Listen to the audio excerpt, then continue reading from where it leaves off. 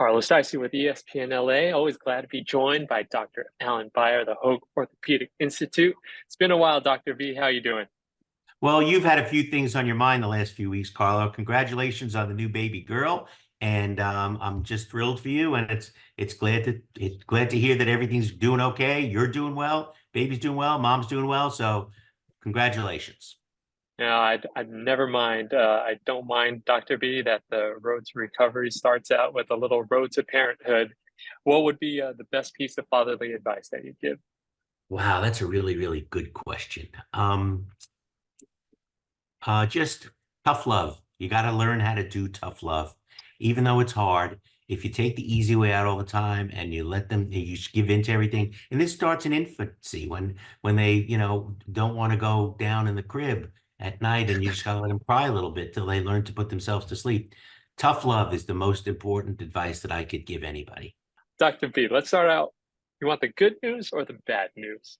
Wow, this is a tough one. I hope it's not bad news and bad news on the two topics we're discussing today. That's all I'm going to say to tip my hand. I agree. I agree. But we'll look out these two situations. One already happening. Mike Trout.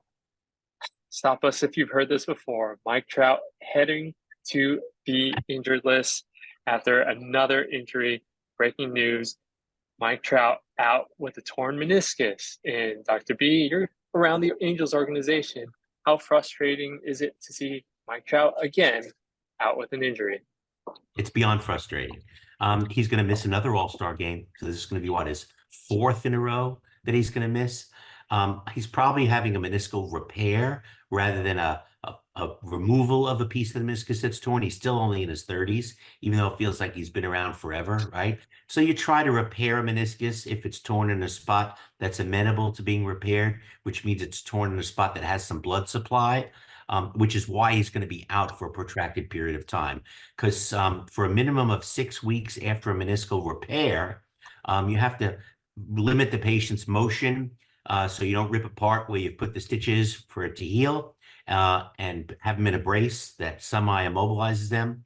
And then being in a brace for a number of weeks, you're going to get that quads atrophy that everybody gets after being immobilized in a cast or some kind of device. So the rule of thumb is if you're, restricted for 6 weeks, it takes 12 to 18 weeks to get your quads back after that. That's why they're talking about, who knows, is this is even a season-ending injury. If he just had a meniscectomy, they only took out a portion of his meniscus that was torn and didn't repair anything, he could be back playing in 3 to 4 weeks. But I'm not sure that that's the route they're going to go. The long-term view, let's face it, he's still got a lot of years ahead of him, hopefully. Um, and I think they'll probably do a meniscal repair if it's amenable to that. And that just means a longer period of time that he's out of action. You mentioned it right there, Doc, for the Angels to come out and say that there's no timetable on his return, but it's not season ending, was interesting. That definitely was a red flag for me. And you talked about the methods of treatment after his surgery and how he would recover. I think you also talked about how frustrating it is. This is Mike Trout, who last year, 82 games, fractured wrist. In 2021, 36 games, right calf strain. He has played, or he last played 100 games back in 2022, but he hasn't played in more than 130 games since 2019. Yet this is one of the greatest baseball players that we've seen ever in our lives. How, but we're not able to see him. Well, that also begs the question that some people are always going to ask, is this guy somehow injury prone? Um, Baseball is not a sport like football or basketball where there's so much contact and so much chance for these things to happen. And if a guy's somewhat loose jointed and, ligamentously lax, he or she are more likely to sustain a significant injury. Baseball is not that. I mean, you think about the way that he's had these injuries, ripping the ligaments in his thumb by headfirst sliding into second base. It's just the oblique strain that kept him out for so long. I mean, these are non-contact, just random injuries. And I think I'd probably start to have a serious talk with some people about what his training regimen is. What is he doing in the off season and even during the season that maybe isn't the right thing for his body?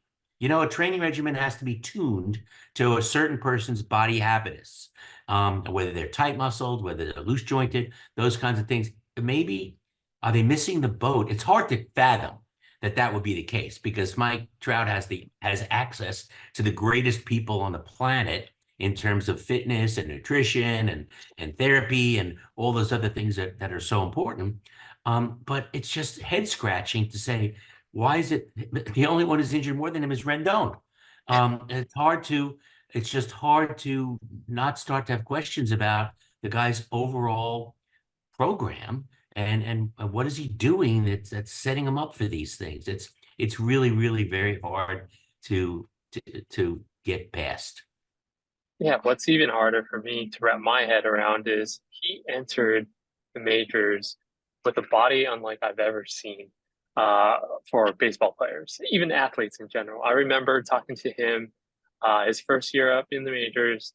I was right behind him. It was actually, ironically, for a quick interview for the ESPN The Body magazine. Remember that? Oh, sure. And and I remember looking at this guy standing by his locker, and he looked like a freaking turtle. He had no neck between his shoulders and his head, and it was just pure muscle. So I look back at how he's bounced back this season, 10 home runs. He still Leading the has his major, he was power. leading the majors in home runs when this happened. Right. So not a huge surprise that he came back with this strength. But again, does that great body, that Udonis or Adonis of a body translate to being healthy in baseball? Well, that's a great question, and it begs the issue of maybe it's too much of a good thing the way he was built. When you're that, muscle bound, for want of a better word, is the forces that you're developing, putting on certain parts of your body greater than the body was built to withstand. So is he over taxing his joints and his musculotendinous junctions and his muscles? I mean, the only freak injury that was really traumatic was really the thumb ligament one. That was not related to his body habitus or anything like that. But all these others really are kind of, musculotendinous injuries that maybe they happen because somebody is too strong for their own good. They're exceeding the load limits of their own body. I don't know the answer to that. Yeah, to see change in Mike Trout's regimen uh, will be something maybe we didn't expect for somebody who has performed so well, at least early on in his career. But change is needed if he wants to have a longer career, especially with the Angels. Well, with anybody, okay? Because quite frankly, his value to be traded to somebody else goes down with each of these injuries that occur in terms of general managers saying the same thing. Is this guy just injury prone? And I used to poo-poo that, but I'm starting to come around a little bit and worry about what's going into the genesis of all these injuries. So I agree with you. They need to have some kind of independent evaluation by people who are not familiar with what he does and just take an open eye look at what he's doing and perhaps come up with suggestions of what he could do differently to prevent this from continuing to happen every year. So, Doc, let's transition from the bad news, Mike Trout being out, to who's in. The good news, Walker Buehler returning, a name that we haven't talked about in almost 2 years in the majors because he's making his first start since June of 2022, bouncing back from Tommy John surgery, his second. So, Doc, we're looking forward to Monday, his first start. What are you going to be watching for? Well, first of all, I'm sure they're going to be managing his pitch count. You're not going to, although he's pitched some games, at lower levels, some tune-up games, warm-up games, rehabilitation games, if you will. But I think that they're going to significantly limit his pitch count.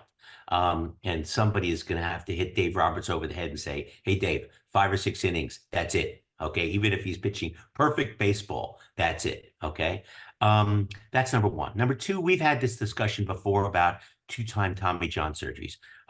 By the way, one of the recipients of two-time Tommy Johns is his teammate on the Dodgers, who we're not going to see pitch till next year, hopefully. Um, this is unmined territory that we're swimming in here. That's uncharted. People don't know. There haven't been enough players at this level who've had two-time Tommy John surgery. Eovaldi comes to mind. Okay, and he pitched reasonably well. His first TJ was when he was like 17 years old. By the way, shout out to Frank Jobe. May he rest in peace. This year is the 50-year anniversary of when he did the first procedure on none other than Tommy John, for whom the operation is named. Um, so we don't have enough data to really assess what his chances of success are, um, what his velocity is going to be, what his endurance is going to be, how deep can he go? Is he going to be limited for a long time to only 5 or 6 innings? So I wish him the best. I mean, he was supposed to come back months earlier. If you remember, he was supposed to, there was even talk that he'd come back last year in the fall, and that didn't happen. I think that, we just don't know. We're just going to have to see. Yeah, I remember a lot of Dodger fans. We were really waiting and hoping that Walker Buehler was going to be that hope for the season last season. Yeah, and like you mentioned, he didn't return. A typical Tommy John recovery. They measure that at what, 12 to 18 months, correct? 18 months for a pitcher is real. Obviously, it's faster for batting. I mean, Shohei's batting phenomenally this season. Suddenly he's a contact hitter. But he's able to bat without putting a significant amount of stress on his elbow, which is coming off of its second reconstruction. But for pitching, we usually say about 18 months. And in this case, it's 23 months. So with that extended timetable, and you even alluded to it with his rehab starts, he made 6 rehab starts, which was longer than we expected. Does that change any outlook, being that he rested more, or he took a longer path to recovery, a longer road to recovery? No, I think that if the data showed that the longer you wait after Tommy John surgery to come back, the better you do, people would just wait longer. But I don't think that's the case. I think that most of us feel that the tendon graft has matured, the bone holes that you've drilled into the bones to accept the tendon graft have filled in and socked in the graft enough at 18 months. So I don't think that longer is better. I don't think we're dealing with that kind of case. I think it's when the guy is able to do it at a velocity that you need him to be at without experiencing elbow soreness. And the interesting thing is, lots of times after a Tommy John surgery, when a pitcher comes back, he'll develop shoulder problems because he starts to try to accommodate a little bit the way his elbow feels. Your elbow is going to feel a little bit differently. Any joint feels a little differently after a significant open surgery. But for a pitcher, that tiny little bit of difference can throw off their whole motion, and they kind of almost have to re-educate themselves as to what their pitching motion is going to be. So it'll be interesting to see if we see any changes in the way he's delivering the ball. Wow, wow, wow, wow. Didn't think about that. Dodger fans are really going to have to keep a close eye on Walker Buehler, not just be in excitement of his first start Monday, 2 years, nearly 2 years in the making, but also for what his outlook could be for the rest of his career. Agreed. And, the Dodgers are certainly a favorite to go to and probably or possibly win the World Series this year, the way they're playing very well. Walker Buehler is only going to be a addendum to that. So it just makes them better if he's able to perform. If he's not, they're going to have to learn to live without him, which they've kind of done the first 2 months of the season. Even for him personally, he's entering a free agency year. So that'll be, again, big, whether he's in a Dodger uniform or not later in his career.